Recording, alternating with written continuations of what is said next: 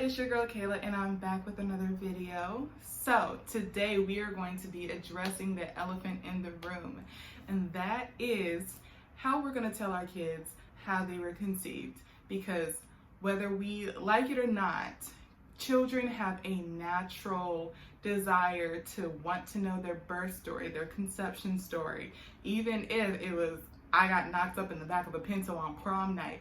Kids want to know. We don't know why they want to know, but we all want to know. So telling them is going to be one of those things that can either be one of the hardest times of our lives or parenting lives, or one of the most fun and amazing and strengthening moments of our parenting lives. And it really just depends on our security in it, and if we have a game plan or not, what that game plan is. So I know I get a lot of questions when people find out that I'm trying to conceive is, am I going with a known donor? And if I'm going with donor sperm from a clinic, am I going to get anonymous or open donor?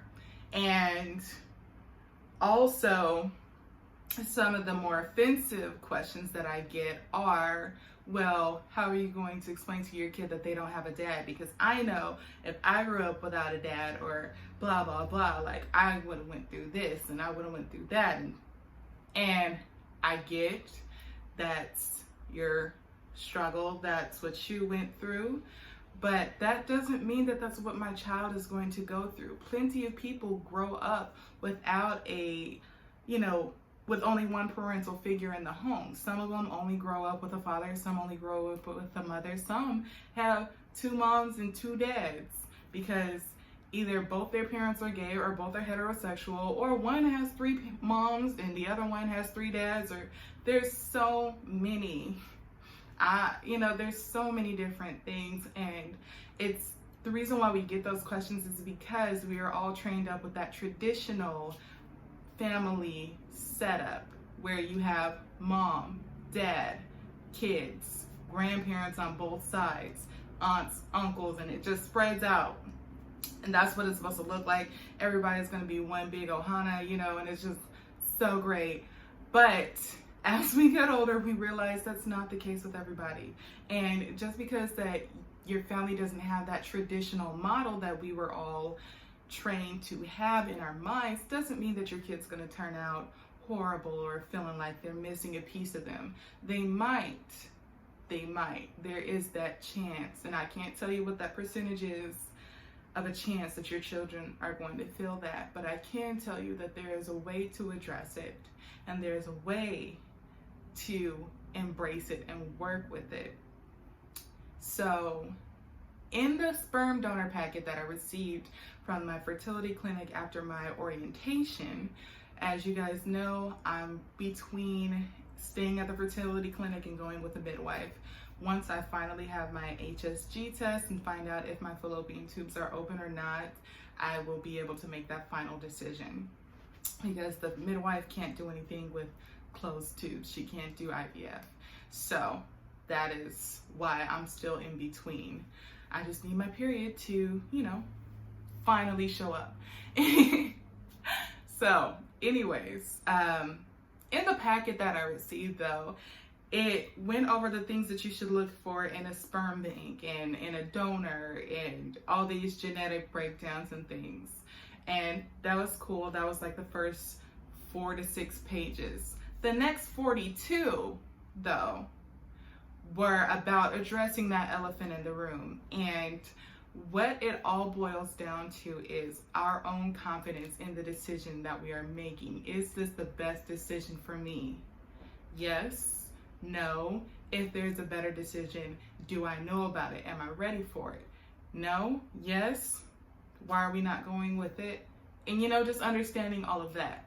So they said at the end of the day, making sure we're confident in our own decision that this is the best option that we have for ourselves right now is the best way to deal with this. And if you don't feel like you have that, if you're having doubts, to talk to somebody about it, whether it be somebody that you trust that's going through this, or a therapist that specializes in fertility issues.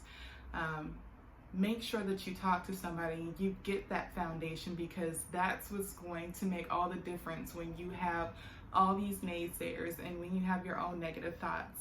I know currently I'm dealing with my own negative thoughts, and if I wasn't so secured in my foundation, if I wasn't so sure that I knew that this was the right path for me, I would give up. I would just be sitting in a corner, heartbroken, crying, and just giving up. And that's real. That is, I would be in this corner. I know me. So, know yourself, know your reasons for it. And the next step is definitely to talk to your kids about it.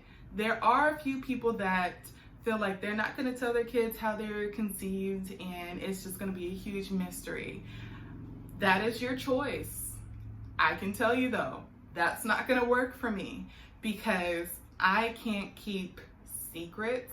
I can't keep lies. And even though not telling your child about how they were conceived may not necessarily be a lie, it does register as a secret in my brain, and I can't do that. So I looked at their further notes, and they said that the best thing is to really just start telling them when they're little, Make sure you tell them in an age-appropriate manner. You don't want to say, Mommy got her freak on and here you came. Like, that may not be the best story for a 3-year-old, but you can tell them, give them enough details for a 3-year-old to handle, and then build off of that foundation. So what I'm doing is I'm writing a book, funny enough, and I haven't really decided on a name basically, but it's a queen who is basically looking for an heir, and she has everything else in her life that she can imagine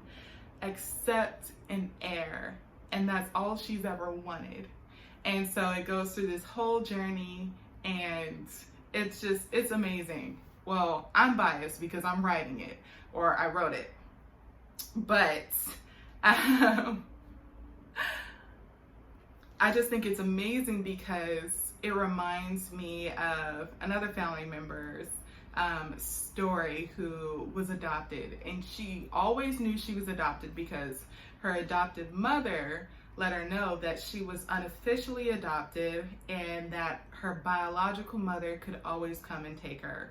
And she knew this all her life, but eventually she was adopted once something happened and she was eligible, so her mother adopted her, and she never had to worry about her biological mother coming and taking her away. But she always felt like she was sitting in a circle of kids and her mom chose her, and she was specially chosen. And so that's the kind of feeling that I want to give to my child, is letting them know that they were chosen. I fought for you to get you here. You're loved, you're wanted, you are everything to me. And just because you may not have a biological father present in your life doesn't mean that you're any less special than any of these other children that you're going to see. And instead, you're probably even more special, because a lot of us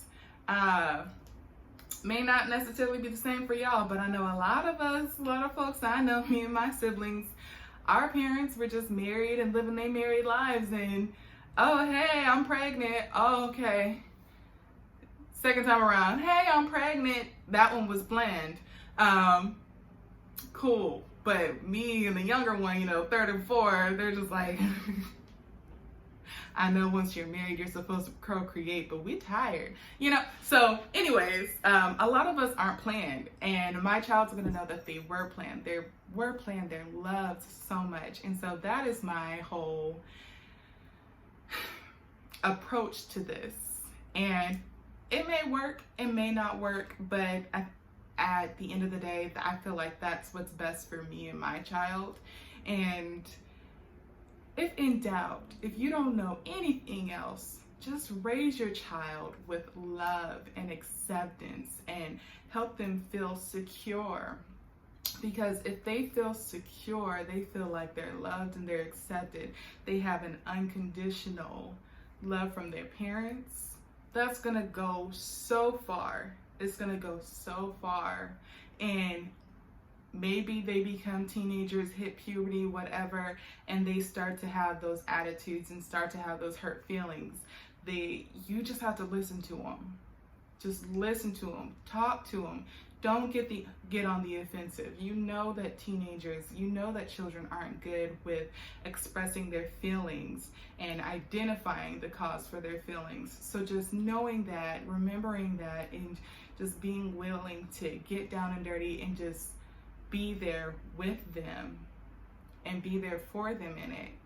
I promise you, eventually you guys will come out to the other side and things will get better. But maybe you'll have a rocky time, maybe you won't. But as long as you remember the reason why you did this, because you loved that child before they were conceived, I promise you, you can get through it. It's hard.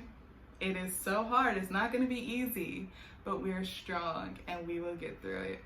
So I just wanted to come on here and share that with you guys. Hopefully you have your own suggestions. Always, if you have suggestions on how you plan on telling your children about their conception, if you plan on doing so, or if you already have, please feel free to share down below. If you have anything else to add, always feel free to share down below.